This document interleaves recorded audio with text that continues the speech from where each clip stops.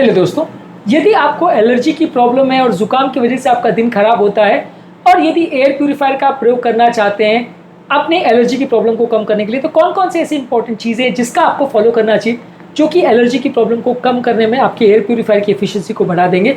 कौन कौन से ऐसे इंपॉर्टेंट टिप्स हैं जो एयर प्यूरीफायर के यूज़ के संदर्भ में आपको ध्यान रखनी चाहिए यदि आपको एलर्जी का प्रॉब्लम है। तो टॉपिक पर जाने से पहले जो लोग हमारे चैनल पर नए हैं, मैं रिक्वेस्ट करूंगा कि चैनल को सब्सक्राइब करें, वीडियोस को फ्रेंड्स फैमिली के साथ शेयर करें, क्योंकि कंटेंट किसी की ज़िंदगी बचाने और बदलने के लिए उपयोगी हो सकता है। तो बगैर समय बिगाड़े चलिए शुरू करते हैं हमारे साथ गेम के साथ। यदि आपके घर में किसी को एलर्जी का प्रॉब्लम है तो सबसे इंपॉर्टेंट चीज़ जो आपको ध्यान रखने की ज़रूरत है कि आपका जो एयर प्यूरीफायर है वो हेपा फिल्टर वाला होना चाहिए, क्योंकि हेपा फिल्टर अगर उसमें नहीं है तो वो ऑलमोस्ट वेस्ट है। 0.3 माइक्रोन जो के साइज़ के जो पार्टिकल्स है जो कि सबसे ज़्यादा एलर्जी करवाते हैं, उसको टैप करने में हेपा फिल्टर जो है वो 99.97% तक एफिशिएंट रहता है। ज़्यादातर धूल, पॉलन और जानवरों के बाल इसी साइज़ के होते हैं और यही सबसे ज़्यादा एलर्जी की प्रॉब्लम करते हैं। उनको रोकने में सबसे इंपॉर्टेंट रोल प्ले करता है हेपा फिल्टर। तो जो भी एयर प्यूरीफायर आप प्रयोग करें उसमें हेपा फिल्टर होना चाहिए। इसके अलावा एयर प्यूरीफायर को आपको ऐसे जगह पर रखना है जहाँ पर आपका ब्रीदिंग जोन है, यानी कि उसको ऐसे जगह पर रखना है जहाँ पे आप सबसे ज़्यादा टाइम स्पेंड करते हैं, जैसे आपका बेड के आसपास या लिविंग एरिया के आसपास। दीवारों से उसको 1 से 2 फीट दूर रखना है और उसको ऐसा जगह पर रखना है जहाँ पर एयर फ्लो मैक्सिमम हो, एयर फ्लो ब्लॉक नहीं होना चाहिए, नहीं तो उसका इफेक्ट कम आएगा। इसके अलावा कई बार आपको ये ध्यान रखने की ज़रूरत है कि उसको दिन भर में एटलीस्ट 8 से 12 घंटे तक चलाएं, खासकर उस टाइम पे जब आप सबसे ज़्यादा सोते हैं या उसके साथ टाइम स्पेंड करते हैं। यदि आप इसको कम टाइम के लिए जला रहे हैं और दिन भर में अगर 2-3 घंटे ही जला रहे हैं तो उतना फ़ायदा नहीं करेगा। मिनिमम 8 से 12 घंटे आपको इसको यूज़ करना है। इसके अलावा जब आप इसको यूज़ कर रहे हैं तो घर के खिड़की दरवाजे, खासकर जब पॉलेंस का एक्सपोजर हो रहा है तो उसको आपको बंद रखने की ज़रूरत है। यदि आप इसका प्रयोग करें और खिड़की दरवाजे अगर खुले हैं तो बाहर से हवा और पॉलेंस आते जाएंगे और आपके फिल्टर प्रॉपर काम नहीं कर पाएगा। तो आपको खिड़की दरवाजे प्रॉपर्ली बंद रखना है जब आप इसका प्रयोग कर रहे हैं। इसके अलावा आपको फिल्टर को रेगुलरली क्लीन करने की ज़रूरत है। यदि फिल्टर को क्लीन नहीं करते हैं और उसमें मैन्युफैक्चरर के गाइडेंस को फॉलो नहीं करते हैं तो वो उतना अच्छा काम नहीं करेगा। हर 3 से 6 महीने में आपको फिल्टर को क्लीन करना है, नहीं तो फिल्टर क्लॉग हो जाएगा और वो फिर से वो एलर्जिन जो एक बार उसने ट्रैप कर लिया उसको रिलीज कर देगा, जिससे आपको वापस प्रॉब्लम होगी। तो फिल्टर को एटलीस्ट 3 से 6 महीने में क्लीन करना है। हर फिल्टर की मैन्युफैक्चरर के इंस्ट्रक्शंस अलग अलग होंगे तो उसके हिसाब से आपको उसको फॉलो करना है।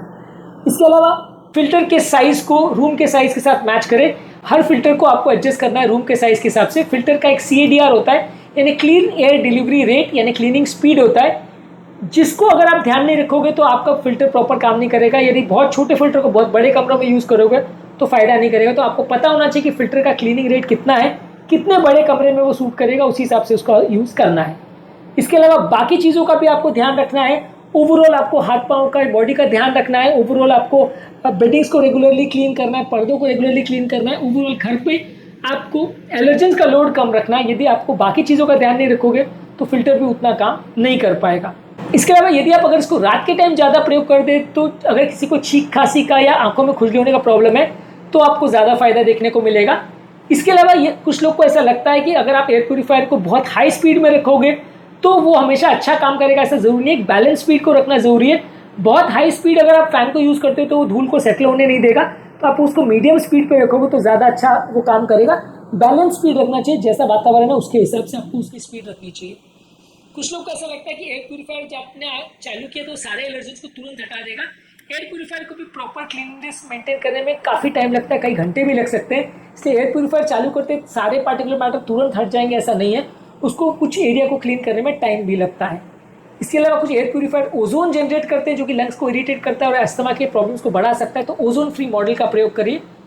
इसके अलावा कोशिश करिए कि जब आप पेट के साथ टाइम स्पेंड कर रहे हो या जानवर के साथ टाइम स्पेंड कर रहे हो तो जानवरों के बाल अक्सर काफ़ी ज़्यादा एलर्जी करते हैं, तो उस टाइम पे आपका एयर प्यूरीफायर चालू होना चाहिए जब आप जानवर के साथ टाइम स्पेंड कर रहे हो। इसके अलावा आपके घर की ह्यूमिडिटी 40 to 60% रहनी चाहिए ताकि डस्ट माइट्स और मोल्ड कम हो। यदि आप घर पे ह्यूमिडिफायर का भी प्रयोग करते हैं तो एयर प्यूरीफायर ज़्यादा अच्छा काम करेगा। ह्यूमिडिफायर का साथ में प्रयोग करना कई बार अनिवार्य होता है।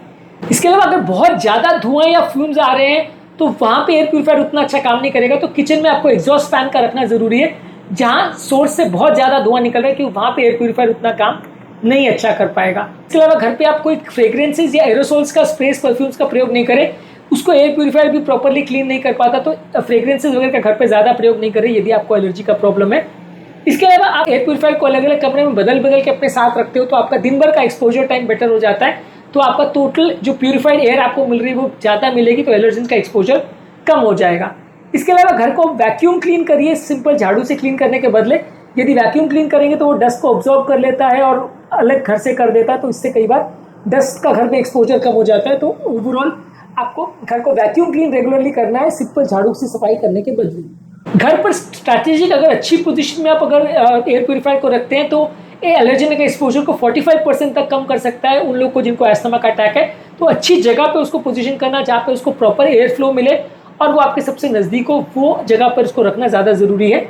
इसके अलावा सुबह के टाइम और शाम के टाइम आपके फ़ैन की स्पीड को सबसे ज़्यादा रखिए, क्योंकि पॉलन का और डस्ट का एक्सपोजर सुबह के टाइम और शाम के टाइम सबसे ज़्यादा होता है। ऐसे टाइम पर ज़्यादा पार्टिकुलर मैटर को ट्रैप करने के लिए स्पीड सबसे ज़्यादा होनी चाहिए। तो अगर जब पॉलन सीजन आ रहा है या जब सबसे ज़्यादा पोल्यूटेंट्स है, उस टाइम पे आपको फ़ैन का स्पीड ज़्यादा रखना है। जब पोल्यूटेंट्स का एक्सपोजर कम है तो फ़ैन स्पीड कम रखना है। इसके अलावा अलग अलग टाइप का अगर आपका एयर प्यूरीफायर है, इसमें बाकी सारे फीचर्स भी हैं। जैसे अगर कार्बन या प्री फिल्टर लेयर है तो वो स्मेल को ट्रैप करेगा, वॉलेटाइल ऑर्गेनिक कंपाउंड्स को ट्रैप करेगा, बड़े पार्टिकुलर मैटर को ट्रैप करेगा। तो इसके साथ अगर आप हेपा फिल्टर को यूज़ करेंगे तो ज़्यादा इफेक्टिव होगा। अगर सिर्फ हेपा को यूज़ करेंगे तो कंपेरेटिवली थोड़ा कम इफेक्टिव होगा। मल्टी लेयर प्रोटेक्शन अगर आप करेंगे तो ओवरऑल एलर्जीज का चांसेस थोड़ा और कम हो जाएगा। इसके अलावा घर की एयर क्वालिटी को रेगुलरली चेक करते रहिए और उसके हिसाब से फिल्टर की सेटिंग्स को चेंज करिए। यदि आप रियल टाइम मॉनिटरिंग घर की एयर क्वालिटी की करेंगे, कितना पार्टिकुलर मैटर 2.5 घर पे उसको आप रेगुलरली ट्रैक करोगे, तो ज़्यादा चांसेस है कि आप अच्छी सेटिंग्स को यूज़ कर पाओगे और ज़्यादा आपको फ़ायदा मिलेगा।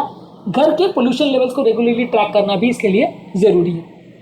आज के टॉपिक में हमने बात करी कि घर पर यदि आप एयर प्यूरीफायर से सबसे ज़्यादा बेनिफिट पाते ना चाहते हो तो क्या क्या चीज़ें आपको करनी चाहिए, क्या क्या बातों का आपको ध्यान रखने की जरूरत है। यदि आपको एलर्जी का प्रॉब्लम है और आप घर पे एयर प्यूरीफायर से एलर्जी को कम करना चाहते हैं, तो उम्मीद करूँगा कि आज के टॉपिक में कुछ नई बातें जानने को मिली होगी। जो लोग हमारे चैनल पर नए हैं उन्हें रिक्वेस्ट करूँगा कि चैनल को सब्सक्राइब करें, वीडियोज़ को फ्रेंड्स फैमिली के साथ शेयर करें, क्योंकि कंटेंट किसी की ज़िंदगी बचाने और बदलने के लिए उपयोगी होगा।